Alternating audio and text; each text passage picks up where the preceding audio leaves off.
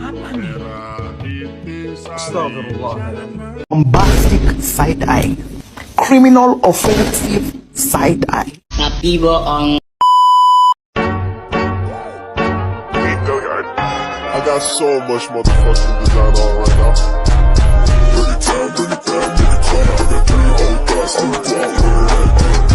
A few moments later.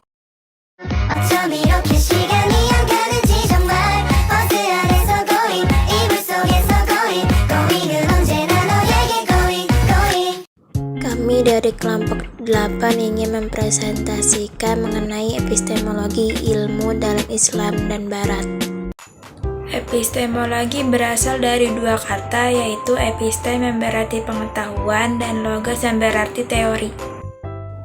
Saya sebagai moderator akan membahas 3 bab mengenai epistemologi dalam perspektif Islam, epistemologi dalam perspektif Barat, dan pandangan para filsuf. Epistemologi dalam perspektif Barat terdiri dari 3 teori, yaitu empirisme, yaitu sebuah doktrin dari seluruh sumber pengetahuan yang harus dicari berdasarkan pengalaman. Rasionalisme, pendekatan filosofis yang menekankan akal budi rasio sebagai sumber utama pengetahuan. Kritisme merupakan filsafat yang diintroduksi oleh Immanuel Kant mengenai perjalanannya dalam menyelidiki batas-batas kemampuan rasio sebagai sumber pengetahuan manusia. Epistemologi dalam perspektif Islam. Dalam Islam secara umum menyangkut adanya wahyu dan ilham sebagai sumber ilmu pengetahuan. Epistemologi pada umumnya menganggap bahwa kebenaran berpusat pada manusia, karena manusia mempunyai otoritas untuk menentukan kebenaran. Selanjutnya yaitu pandangan para filsuf Muslim. Al-Farabi, epistemologi terbagi dalam 3 tingkatan, diantaranya yaitu akal, aktual, potensial, dan akal mustafad. Al-Farabi juga mempunyai 3 kriteria dalam penyusunan hierarki ilmu. Al-Farabi juga mempunyai 3 kriteria dalam penyusunan ilmu hierarki. Yang pertama, memandang bahwa astronomi memenuhi kriteria subjek yang mulia karena berkaitan dengan benda-benda langit di luar angkasa.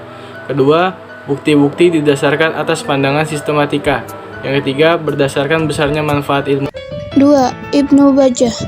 Beliau sebagai seorang rasionalis menempatkan akal pada kedudukan yang tinggi.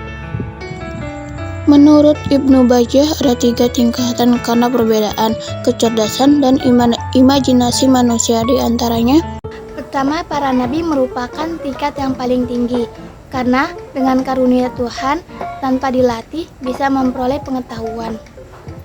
Kedua, para sahabat dan orang-orang soleh mereka bisa memperoleh sebagian pengetahuan tentang yang gaib melalui mimpi.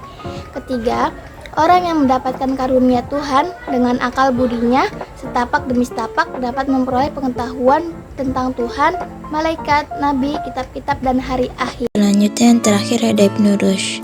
Ibnu Rushd berkeyakinan bahwa akal dan wahyu tidak bertentangan, keduanya sama-sama membawa kebenaran.